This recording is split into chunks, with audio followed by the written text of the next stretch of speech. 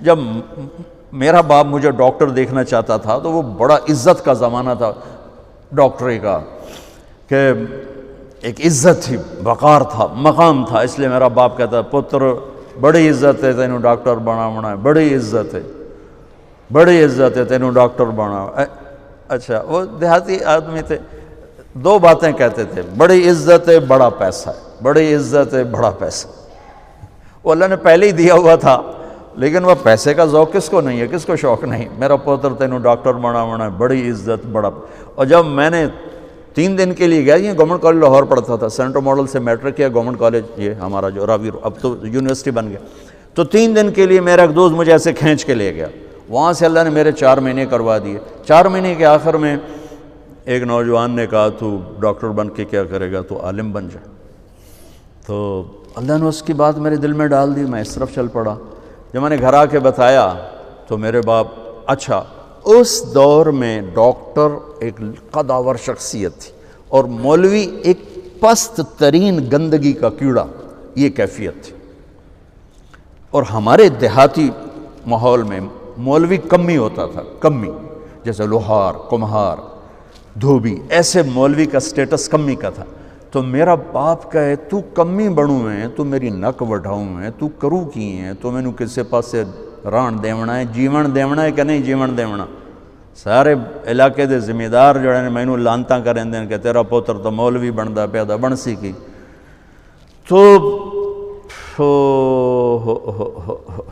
23 نومبر 1972 صبح 8-9 بجے کا ٹائم تھا، میرے باپ گھر میں آئے، وہ ذمہ داروں والی چادر پہنی ہوئی بڑی اور چولا کھلا، پگڑی کھول کے یہاں رکھی ہوئی، تو مجھے دیکھتے ایک دم غصے میں آ گیا، یہ تو مولوی بننا ہے تو میرے گھر چوں نکل جائے، زور سے کہا، یہ تو مولوی بننا ہے تو میرے گھر چوں نکل جائے۔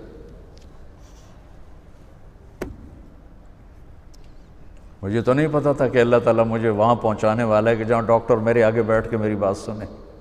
مجھے تو اس وقت پتہ نہیں تھا کیا ہونے والا ہے میرے ساتھ، میں تو اسی طرح ہی نکلا تھا کہ ٹھیک ہے جی میں تیار ہوں۔ تو میرے باپ کی شدت دیکھ کر میری ماں نے مجھے الگ کر لیا کہ تو جا، کوئی نہیں، اللہ تیرا ساتھی ہے۔ 300 روپیہ میں نے دیا، 300 روپیہ بڑی بڑی دولت ہے اس وقت، میں نے 300 روپیہ دیتا کہ جا اللہ تیرا وارث ہے۔ تو میں رائمنڈ آ گیا، یہاں میں تعلیم حاصل کرنے لگا، 8-9 سال یہاں پڑھا۔ سال 2 سال کے بعد میرے باپ بھی بالکل راضی ہو گئے، بہت ہی راضی ہو گئے تھے، بہت ہی راضی ہو گئے تھے۔ اس وقت امیج ڈاکٹر کا ایک بہت باعزت تھا۔ میں ہاتھ جوڑ کے رو کے کہتا ہوں کہ اب ڈاکٹر ایک کاروباری نظر آتا ہے، وہ بھی پیسے کے پیچھے ایسے ہی بھاگ رہا ہے جیسے مال روڈ کا تاجر بھاگ رہا ہے، جیسے لبرٹی مارکیٹ کا تاجر پیسے کے پیچھے بھاگ رہا ہے، وہ بھی ایسے ہی بھاگ رہا ہے۔ کوئی جائز کمائی، جائز محنت کا صلہ لینا کوئی منع تھوڑا ہے، وہ آپ کے رزق حلال ہے۔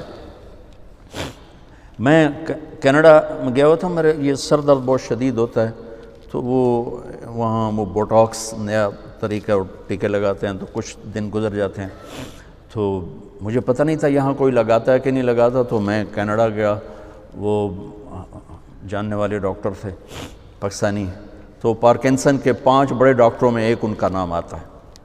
تو وہ ان کے کلینک میں بیٹھا ہوا تھا، اور بات چلتے چلتے تو یہ ایسی ایک پینسل پڑی ہوئی تھی ان کے ٹیبل پر،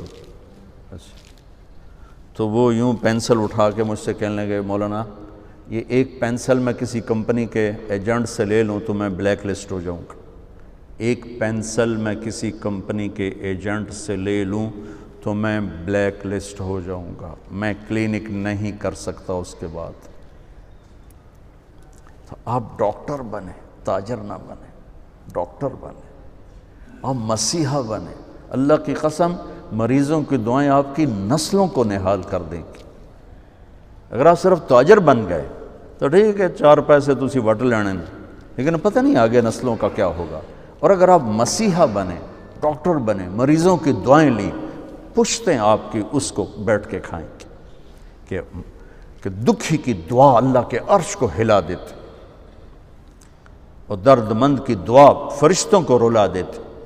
اب وہ ہستیاں ہیں جو درد مندوں کی دعائیں روزانہ لے سکتے، اور صرف آج کا دن نہیں گزار سکتے، آپ اپنی نسلوں کو خوبصورت فیوچر دے کے جا سکتے کہ دعاؤں کی طاقت موت کے بعد بھی چلتی رہتی۔